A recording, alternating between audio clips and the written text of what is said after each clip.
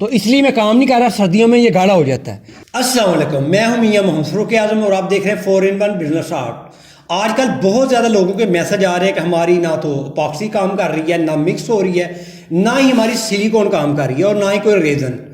तो इसकी जो वजूहत है वो आपके साथ मैंने शेयर करनी है। फिल वक्त आप काम स्टॉप कर दें। अगर आपकी मजबूरी है तो फिर आपने ये वीडियो मुकम्मल देखनी है कि मजबूरी के वक्त टेम्परेचर है उसको कैसे मेंटेन किया जाए और किस टेम्परेचर में वैसे हमें काम करना चाहिए।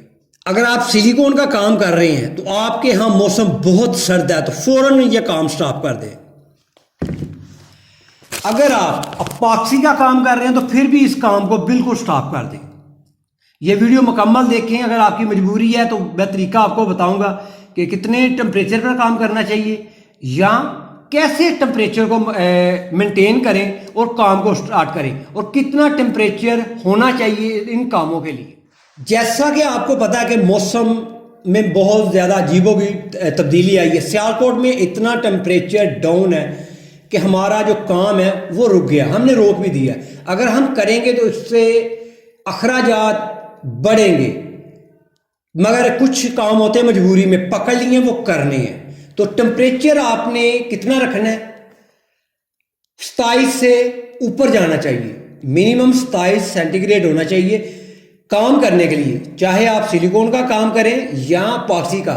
यानी कि जिस रूम में आप काम कर रहे हैं, जिस वर्कशॉप के हिस्से में काम कर रहे हैं, उसका टेम्परेचर 27 मुकर्रर होना चाहिए मिनिमम। बेहतर है कि आप 27 से ऊपर रखें, यानी कि 30 से ऊपर टेम्परेचर आप उस रूम का रखें जहां आपने काम करना है, तो फिर आपका ये काम चलेगा। और टेम्परेचर सेट करने का तरीका क्या है? अगर आपके पास मीटर नहीं है टेम्परेचर चेक करने का रूम में, तो इसका बेहतरीन तरीका आप इसके अंदर हीटर चलाएं। और हीटर जब चलाएंगे तो कैसे पता चलेगा ये टेम्परेचर इतना पहुंच गया कि नहीं? आप अपने कमरे में हीटर चलाने के बाद अपने कपड़े उतारने शुरू कर दें। आपके नीचे शर्ट हो सादा सी और आपको बिल्कुल सर्दी महसूस ना हो तो समझ लें आपका टेम्परेचर 27 से ऊपर आ गया, तो फिर काम करें। सर्दी के मौसम में अगर आप काम करेंगे तो आपके अखराजात बढ़ेंगे।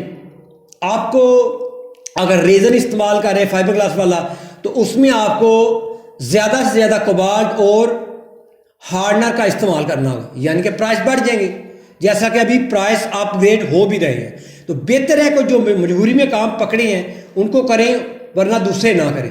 तो मैं आपको थोड़ा सा अहवाल जो ना अपनी वर्कशॉप का जो रूम है जहां मैंने डाइयाँ बनानी है, आपको जेल कोड का भी दिखा देता हूं कि इनकी सूरत हाल क्या होती है। ये जम जाती हैं, गाढ़ी हो जाती हैं, काम करने में मुश्किल पेश आ जाती है। जैसे गर्मियों में हम एक ढक्कन हार्डनर का डालें तो वो 15 मिनट निकालता है। इस वक्त 1.5 किलो रेजन में अगर हम 4 ढक्कन भी डालें ना तो वो 10-12 घंटे बाद भी खुश्क नहीं होता, यानी कि आपका खर्चा 4 गुना बढ़ गया। आपने ये देखना है, मेरा ये काम है मैंने रोक दिया है ताकि मुझे महंगा ना पड़े। कुछ मैंने इस पर वर्क किया है तो खुश्क नहीं हो रहा। और साथ ही आपको मैं दिखाने लगा हूँ जेल कोट। जेल कोट को देखिएगा कितना गाढ़ा हो चुका है। ये पॉक्सी रेजन का जेल कोट है, ये आपने चेक करना है। ये देखें कितना गाढ़ा हो चुका है।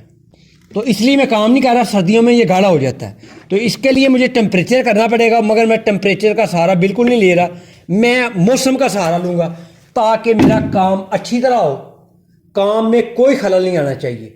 ये मैंने मिसाल अपनी इसलिए दी है कि आप भी अपने काम तमाम के तमाम रोक दें या टेम्परेचर पूरा करें। मुझे उम्मीद है कि आपको इस वीडियो से बहुत ज़्यादा इंफॉर्मेशन मिली होगी काम करने की। तो फिर मैं रिक्वेस्ट करूंगा, आप लोग अगर काम कर रहे हैं, मजबूरी नहीं है, तो पॉक्सी का, रेजन का, फाइबर ग्लास का काम बंद कर दें जब तक ये 26 से 27 से ऊपर दर्जा हरारत नहीं जाता। वरना आप अगर मजबूरी है तो आप मैंने जिस तरह बताया आपको कि आप टेम्परेचर को मेंटेन करें तो उस तरीके से आप काम कर सकते हैं, मगर आपके प्राइस अप हो जाएंगे। तो आप मुझे इजाज़त दें, नेक्स्ट वीडियो तक अल्लाह हाफिज़।